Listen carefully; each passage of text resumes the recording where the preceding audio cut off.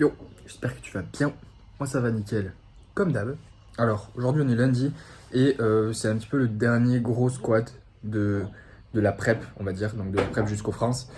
Du coup j'ai triplé et j'ai un triplé à 8, RPE 8, donc on va voir ce que je vais faire.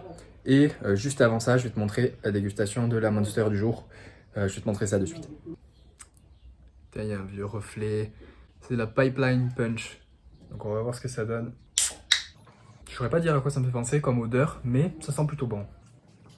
C'est un goût un peu fruité, fraise, je dirais. Orange, pomme, goyave, ananas, fruit de la passion. Yes, j'en ai aucun cette fois-ci. Il n'y a même pas la fraise dedans. Donc c'est fruit de la passion que ça sent, voilà. Honnêtement ça va, c'est plutôt bon. Ça me fait penser un peu à une tagada. C'est à ça que ça me fait penser. C'est pour ça que j'ai dit fraise en fait. Encore une fois trop sucré, bon, je vais arrêter avec les monsters sucrés de toute manière. Parce que chaque fois je me plains de ça, mais je continue d'en prendre. C'est bon au goût, tu vois. Mais je pense que c'est vite écœurant. Je suis pas à la moitié et j'ai plus envie de la finir, tu vois. Donc je dirais 6,5 je pense. Un petit peu comme la ginger là. Genre c'était bon au début, mais après j'étais là, oh, ouais non. Donc ouais, 6,5.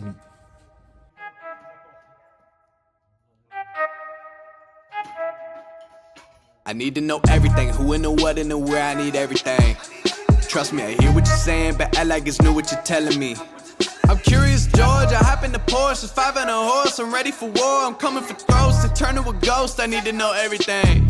Now you be surprised at the info you get is by letting them talk, so I'm letting them talk. Gotta keep quiet, maneuver in silence, then let them in, chalk up their body, another one body, that's just how it go. I got some secrets, I'm shaking the game so they stay on their toes. Stay in your lane, I to stay on the go. I can play with the pros and act like a rookie, so they overlook me, then I double up again, none of their knows. None of them cold, they just got lucky but never adapted, so I'm to the one if it's coming to blows. My enemies cutting it close, I let them think that they got me, but what do you know? I had them beat before we ever spoke, I'm ready for smoke. I need to know everything, who and the what and the where, I need everything. Trust me, I hear what you're saying, but act like it's new what you're telling me. I'm curious, George, I hop in the Porsche, 5 and a horse, I'm ready for war, I'm coming for throats, to turn to a ghost, I need to know everything.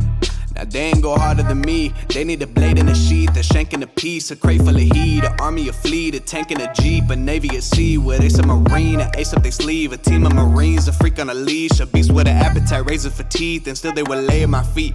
Boy, you got the wrong one. Bon, dans la dernière vidéo, il y a quelqu'un qui m'a demandé pourquoi j'avais pas pris des Adidas du coup avec une talonnette pour squatter.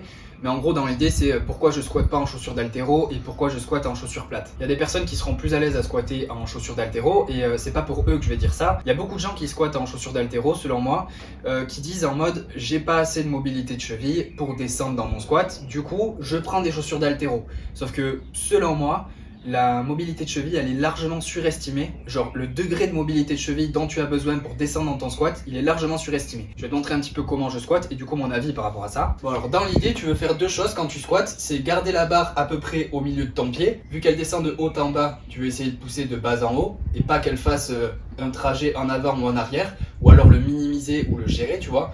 Donc bien sûr, ça c'est théorique. Il y aura toujours un petit peu de mouvement en avant ou en arrière. Mais il faut essayer de le minimiser ou de le gérer. Et le deuxième truc que tu veux faire, c'est garder le dos relativement droit. Donc quand je dis droit, c'est pas droit sur un axe vertical comme ça, mais c'est droit sur le fait que tu le comptes comme une unité, tu vois, et pas qu'il soit comme ça ou comme ça. Donc droit, là je suis droit, là j'ai le dos droit, tu vois. Il est penché mais il est droit. Donc en faisant ces deux choses, quand tu vas descendre dans ton squat, l'idée c'est de faire un squat comme ça. Tu vois, je suis à peu près au milieu de mon pied et j'ai le dos qui est relativement droit. Ce que les gens qui n'ont pas assez de mobilité de cheville font, c'est en général ça. Donc ils vont trop sur le devant de leur corps, tu vois. Donc évidemment ils peuvent pas descendre plus, mais en fait c'est parce qu'ils répartissent mal leur poids sur le pied, tu vois. Donc dans l'idée, il faut qu'ils aient davantage de flexion de hanche, donc davantage comme ça, plutôt que davantage de dorsiflexion, tu vois.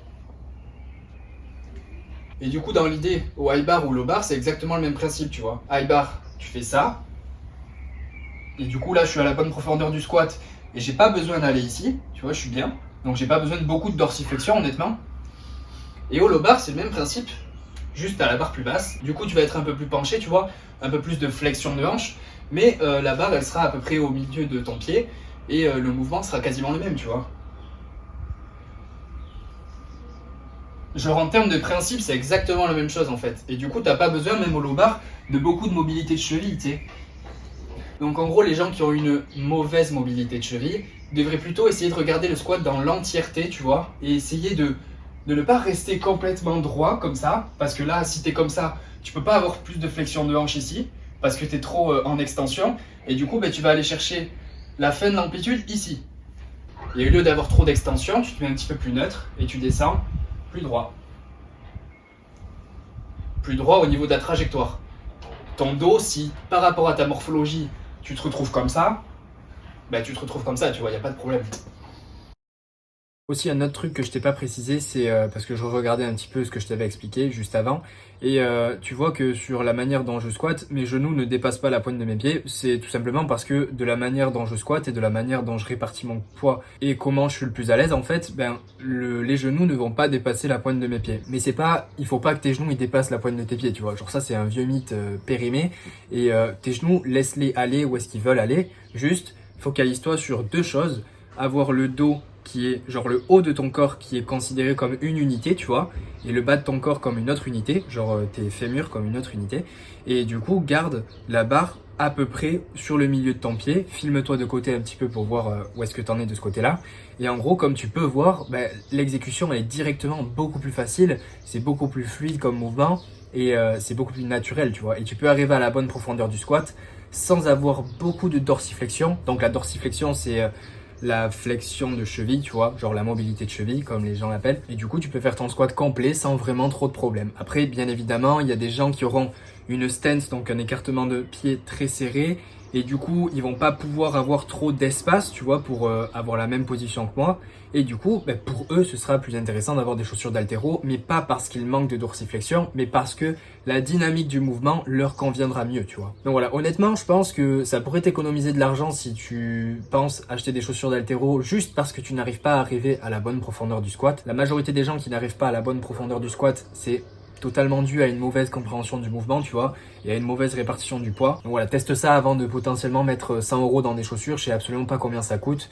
J'en ai jamais pris, tu vois, j'en ai jamais acheté parce que justement, j'ai jamais eu de problème de profondeur avec mon squat. Sinon, du coup, par rapport à l'entraînement, je suis plutôt content de mon squat. Il s'est bien passé, honnêtement. Je me sens bien. J'ai encore une fois la barre qui est assez basse dans le dos.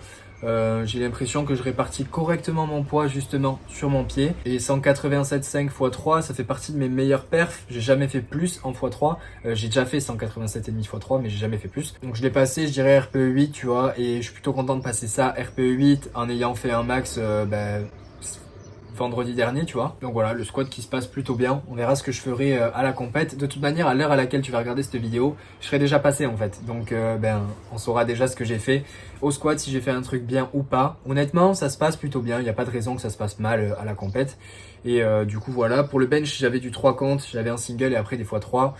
3 comptes, je suis pas archi fan, tu vois. J'ai tendance à perdre un peu la position quand c'est trop lent les pauses. Le 2 comptes j'aime bien, mais le 3 comptes il met un peu dans la sauce. Et du coup je vais m'arrêter là pour cette vidéo parce qu'il faut que j'ai le temps de l'éditer, etc. Parce que fin de semaine ça va être un peu le rush pour aller à Paris, voir les France le samedi, faire les France le dimanche. Donc voilà, au moins tout sera fait en avance, il y aura quand même une vidéo. Du coup j'espère que tu auras aimé. Si tu as aimé, mets un j'aime, commente pour me dire ce que tu en as pensé. Je te dis à la prochaine, reste positif, peace.